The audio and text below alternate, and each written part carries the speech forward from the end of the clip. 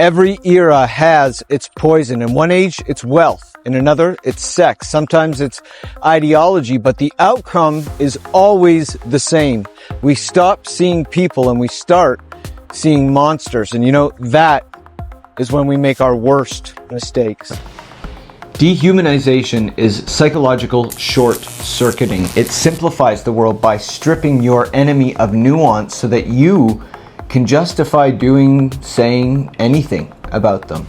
We think it's strength, but in fact, it's weakness disguised as certainty. Because once you stop seeing the person in front of you, you stop reading them. You miss their tells, their motives, their vulnerabilities, and that's how you lose. You lose wars, arguments, elections, everything. A master tactician never hates their opponent. They study them. They learn their story. They wait for the right moment to strike, if striking is even necessary. Hate is expensive. It clouds vision. It burns your time and it corrodes your mind, not to mention your soul. But worst of all, it makes you easy to manipulate. So once someone convinces you that the other side, that this enemy isn't human, you'll do anything to win, even lose yourself.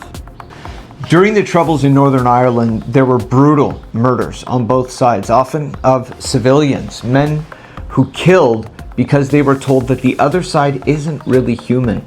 And decades later, in peace talks, these men, they were forced to sit across the table from one another, and many said the same thing.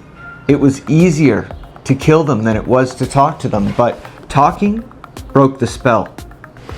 So how do you apply this? Well, you need to have your own Good Friday Accords, just like they did in Northern Ireland. So the next time someone disgusts you, stop.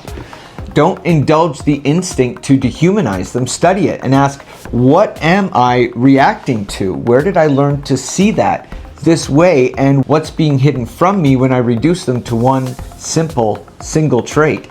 You're going to sharpen your judgment that way, and you'll take back control. The rule to remember here is, if you hate them, you're not outsmarting them. You're just becoming predictable.